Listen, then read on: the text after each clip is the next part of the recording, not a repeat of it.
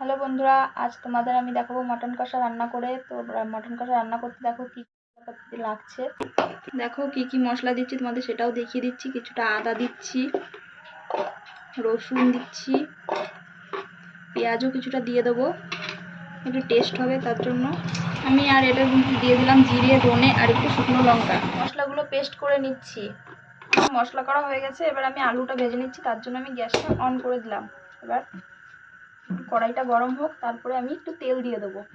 যে কড়াইতে তেল দিয়ে দিচ্ছি আলু ভাজার জন্য, আমি একটু বেশি করেই দিলাম। দেখো তেল গরম হয়ে গেছে, আমি এবার আলুটাকে ভেজে নিচ্ছি। তো আস্তে আস্তে ছাড়বো, তেল গায়ে না ছিটে আসে।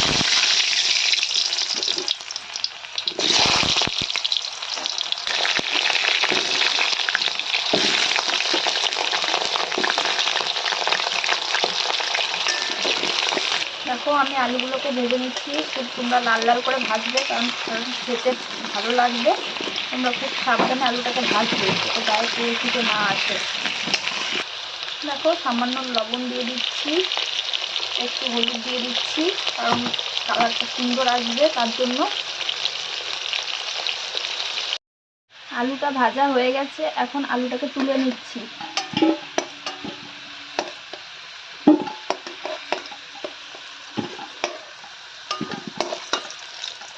আলু ভেজেছি, সেই তেলটা এখন এই কড়াইতে একটু আছে, তার সঙ্গে আমি আর একটু তেল অ্যাড করছি। একটু বেশি করে তেল দিয়ে দেবো, কারণ মশলাটা একটু কষাতে হবে। দুটো লঙ্কা দিলাম,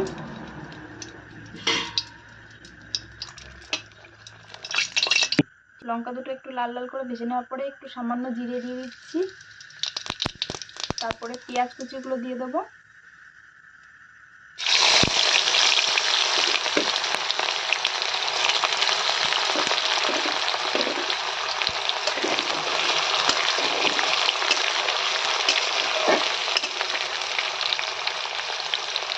এটার মধ্যে সামান্য একটু লবণ, একটু সামান্য হলুদ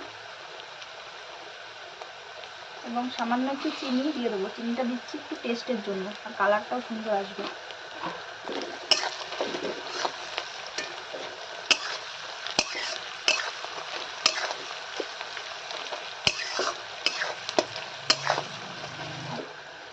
পেঁয়াজটা একটু হালকা করে ভেজে নিয়েছি, কারণ খাসির মাংস তো একটু খাসির মাংসটা অনেকক্ষণ ধরে কষাতে হবে, তার জন্য খাসির মাংসটা আমি দিয়ে দিচ্ছি এখনই।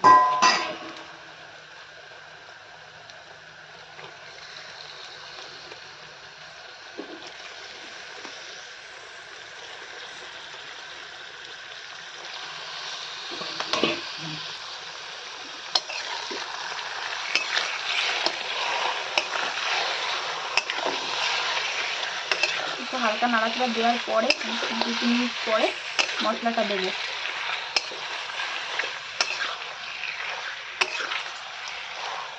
মাংসটা ভাজা হয়ে গেছে, এবার আমি মশলাটা দিয়ে দিচ্ছি।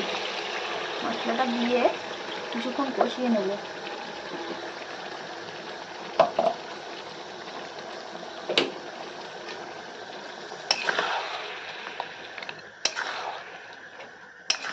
আমার মাংসটা কষানো হয়ে গেছে, এবার আমি আলুগুলো দিয়ে দিচ্ছি। আলুগুলো দেওয়ার পরে আর খানিকক্ষণ কষিয়ে নেব।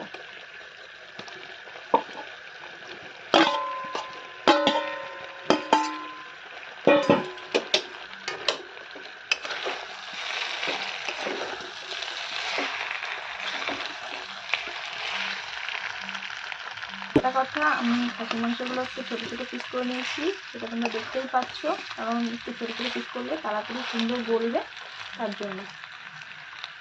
এখন মশলাগুলোর মধ্যে আমি অল্প একটু জল দিয়ে এটার মধ্যে দিয়ে দিলাম। এরপরে আবার অন্য জল দেবো। তো একটু জল দিয়েছি, কারণ আমি মাংসটা একটু কষা কষা রাখতে চাই। তোমরা যদি একটু ঝোলে খেতে চাও তো একটু জলটা বেশিও দিতে পারো। আমাদের মাংসটা রান্না প্রায় কমপ্লিট। মাংসটা দেখো কতটা নরম হয়েছে, প্রেশার কুকারে না দিয়েও কড়াইতে কত সুন্দর নরম হয়ে গেছে মাংসটা। তো এখন আমরা একটু গরম মশলা দিয়ে দেবো টেস্টের জন্য। গরম মশলাটা দিয়ে বেশি সময় জাল দেবো না, দিয়ে নামিয়ে দেবো।